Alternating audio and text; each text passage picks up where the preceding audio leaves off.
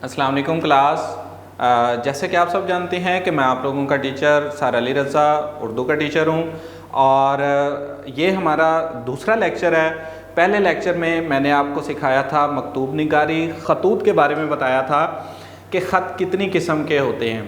तो उसमें हमने बात की थी कि ख़त की दो इक़साम हैं, जिसमें हमने बात कर ली थी रस्मी ख़तूत की और गैर रस्मी ख़तूत की। और मैंने कहा था कि आने वाली वीडियो में हम गैर रस्मी ख़तूत लिखना सीखेंगे और देखेंगे कि गैर रस्मी ख़त के कितने हिस्से होते हैं, कौन से इम्पोर्टेंट पॉइंट्स हैं जिनको हम इग्नोर नहीं कर सकते, और वो हिस्से ख़त में लाजमी होने चाहिए। अगर उसमें एक भी मिसिंग है तो अगर आपके एग्ज़ाम के पॉइंट ऑफ व्यू से देखें तो उसके नंबर कटते हैं।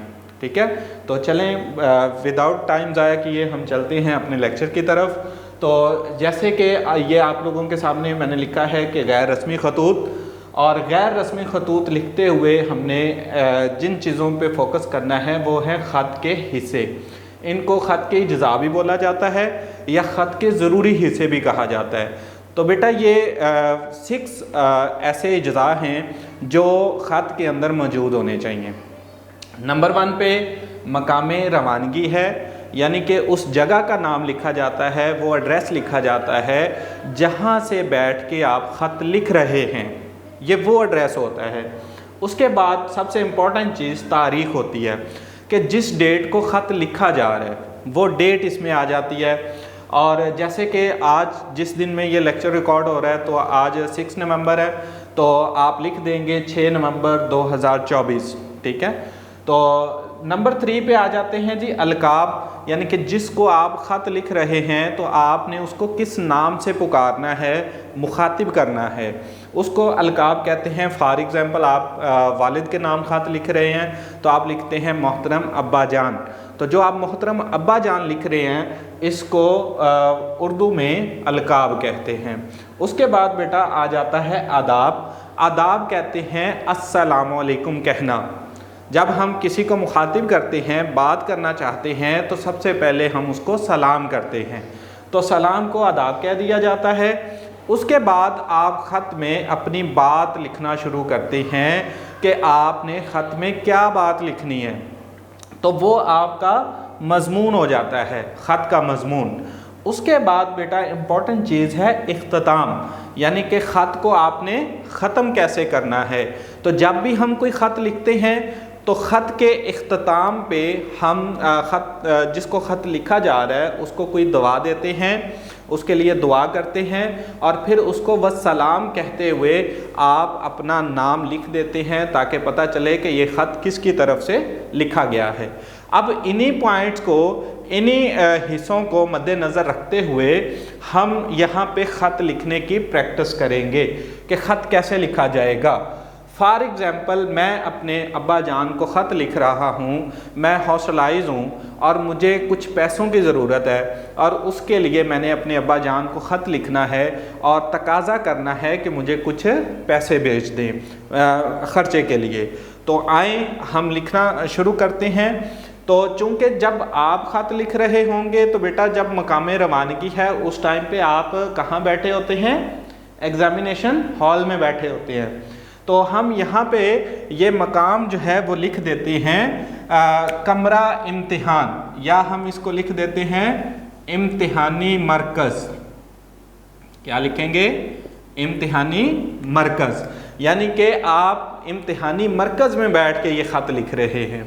उसके बाद बेटा तारीख़ है, तो सपोज़ दैट कि आज मैं लिख देता हूँ 7 नवंबर है, 7 लिखेंगे और उसके बाद छोटी सी डैश लगाएंगे और महीने का नाम आप उर्दू में लिख देंगे नवंबर और 2024।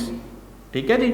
अब हमने यहाँ तक 2 अपने पॉइंट जो हैं वो क्लियर कर लिए, मकामे रवानगी, इम्तिहानी मरकज़, तारीख़, ये हमने लिख दी। अब नंबर 3 पे हमारे पास है अलकाब, यानी कि हमने जिसको ख़त लिखना है तो वो किस लक़ब से आपने उसको अपने तरफ मुखातिब करना है।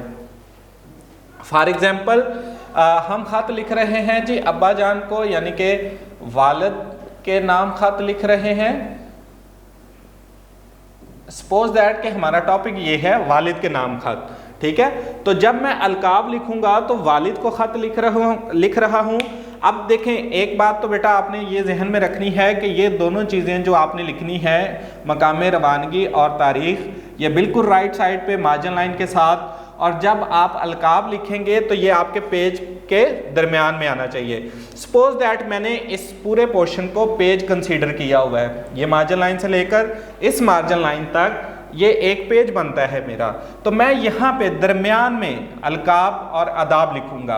अलकाब क्या है जी, मैं अब्बा जान को ख़त लिख रहा हूँ तो मैं यहाँ पे लिख दूंगा मोहतरम अब्बा जान,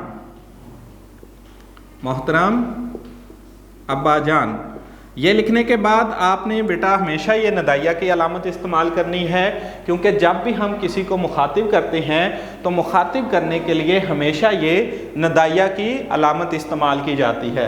उसके बाद बेटा देखें, नंबर 1 हो गया, 2 हो गया, 3 हो गया, अब नंबर 4 की बारी आती है आदाब। तो आदाब, हम मुसलमान हैं तो हम कैसे आदाब करते हैं, हम कहते हैं अस्सलामु अलैकुम।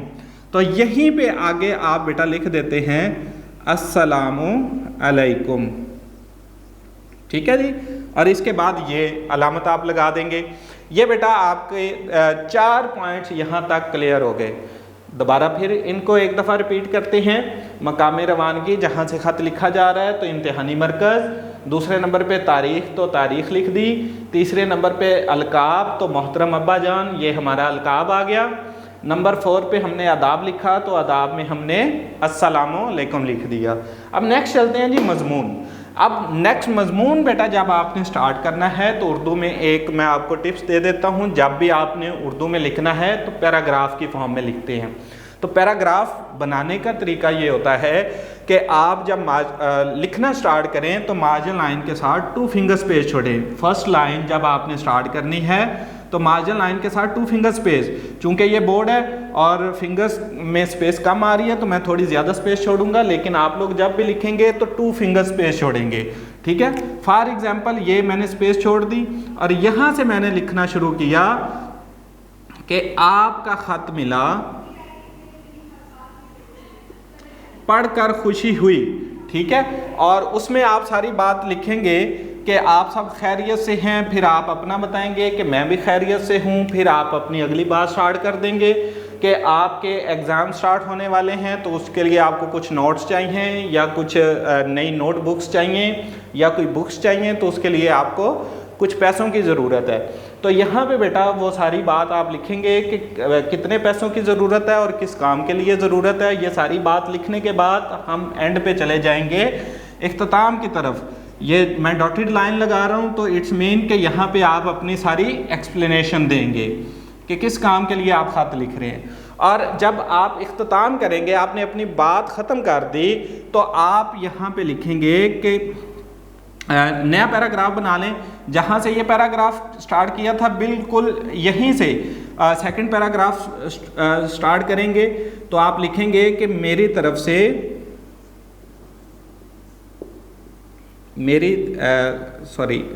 तरफ से घर वालों को सलाम, या कुछ भी इस तरह से दवाइया कलमात आप लिख सकते हैं।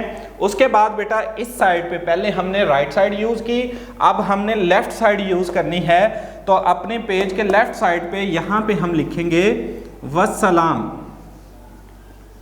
एक बेटा लिखते हुए आपने ये जहन में रखना है कि ये लफ्ज़ अगर उर्दू में इसको पढ़ने की कोशिश करें तो ये वलस्सलाम है, लेकिन ये पढ़ा वस्सलाम जाएगा, ठीक है। उसके बाद अब्बा जान है तो आप लिखेंगे आपका बेटा,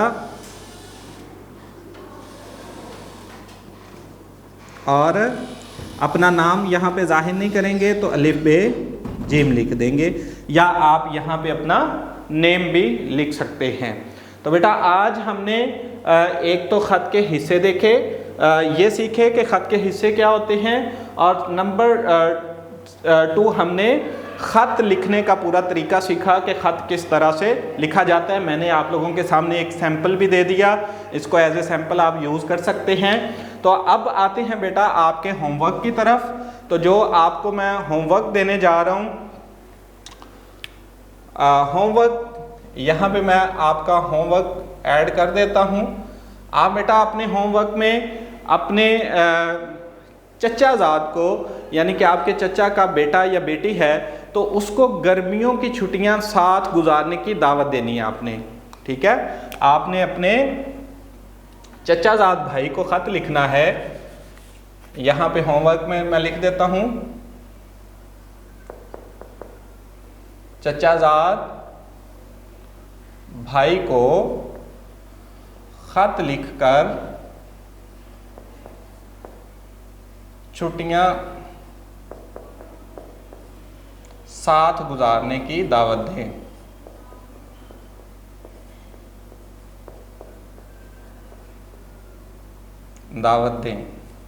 ठीक है जी, ये बेटा आपका डायरी कॉर्नर आ जाएगा। तो ये आपकी डायरी है, ये आपने ख़त लिखना है और लिख के यहाँ पे सबमिट करवाना है। इसके लिए बेटा कोई भी आपका क्वेश्चन हो तो आप फ्रीली मुझसे क्वेश्चन पूछ सकते हैं। और नेक्स्ट लेक्चर के लिए अल्लाह हाफिज़। अब इंशाल्लाह हमारी मुलाकात होगी अगले लेक्चर में। अल्लाह हाफिज़, अपना ख्याल रखिएगा।